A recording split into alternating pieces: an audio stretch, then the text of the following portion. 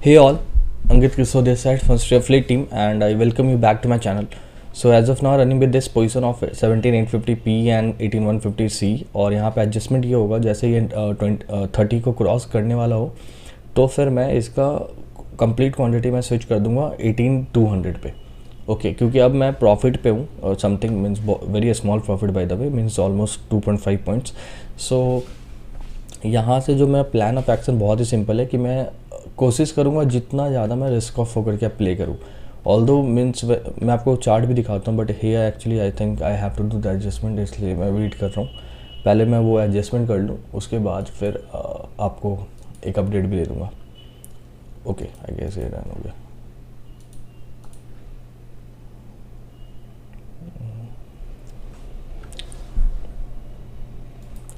चलो मैंने कर दिया.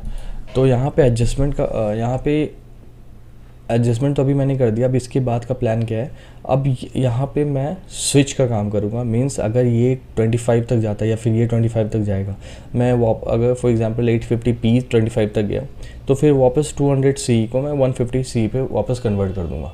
ओके ये प्लान ऑफ एक्शन है अभी. और and the same applies to call side also कि अगर ये 25 तक गया तो फिर 850 को मैं 900 पे कन्वर्ट कर दूँगा. ये पोजीशन को ऐसा कुछ बना दूँगा मैं. ओके और अगर मैं आपको मूव दिखाऊँ आज का, बहुत ही हॉरिबल मूव आया है आज, बहुत ही ज़्यादा horrible move.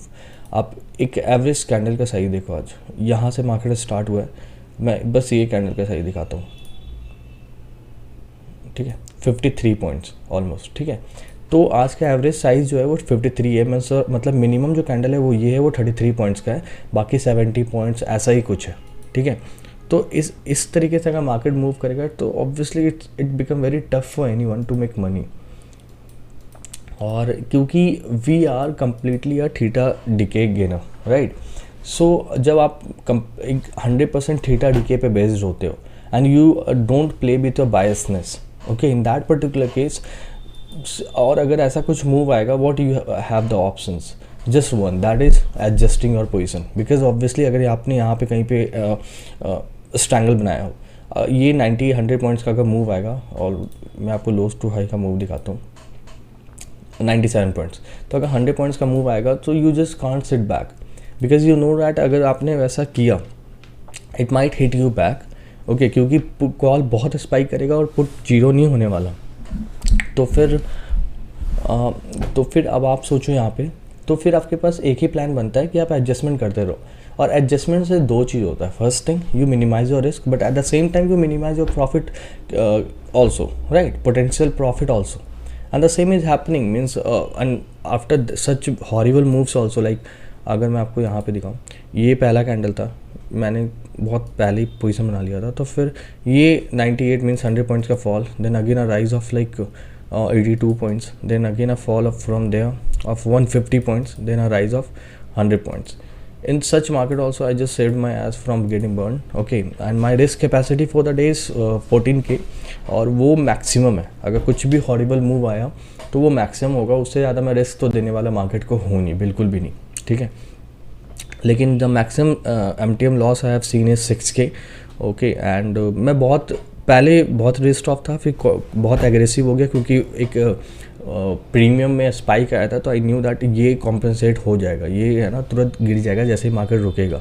And the same happened from 6K to break even to positive something. I came in a matter of no time and that happened because of just one thing, that is वो जो spike आया था premium पे वो calm down हो गया, mean decay हो गया. And now premiums are trading at their actual value. और यहाँ से जो भी डिके होगा that will be my part. ठीक है so I am targeting obviously I should target at least 1:1 here. So 14K अगर मैक्सिमम मेरा रिस्क कैपेसिटी है आज का तो फिर 14K तो मेरा टारगेट होगा ही होगा. ठीक है so I will give you update on this. Wait मैं आपको एक बार OI डेटा भी दिखा दूँ.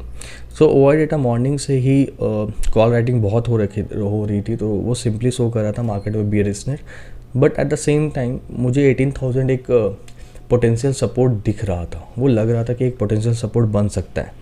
ठीक है और इसके कारण मैं यहाँ पे जब मार्केट यहाँ पे फॉल दिया था, ये कुछ 950 तक भी गया, लेकिन मुझे लग रहा था कि यहाँ से कभी भी रिवर्ट कॉल आ सकता है, इसलिए मैं थोड़ा कॉल के साइड दूर था और पुट के साइड थोड़ा एग्रेसिव था, and that worked out for me. Okay, so that's it. I will give you update on this later on. Okay guys, final update time is 2:57 and I just forgot to give you any update in between cause of the move that came today. मैं आपको दिखाता हूँ, wait a while.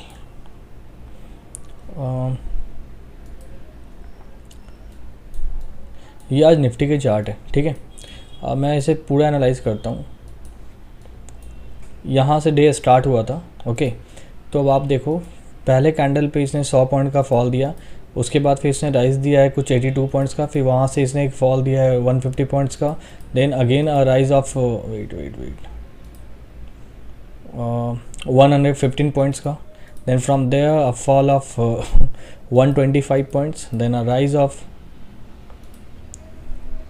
54 points, then again fall of 112 points, और उसके बाद यहाँ पे कुछ साइडवेज रहा. But overall I close at 11 point some profits, and ये अभी यहाँ से कुछ 14-15 भी आराम से ईजिली जा सकता है. But the thing is for that to happen I have to risk another 5K, और I know it is 1:1 but I am not willing to do this. Okay, मेरे लिए वो अभी सही नहीं लग रहा, एंड मोस्ट प्रोबेबली अगर यहाँ से कोई मूव आए तो वो हिट हो जाएगा.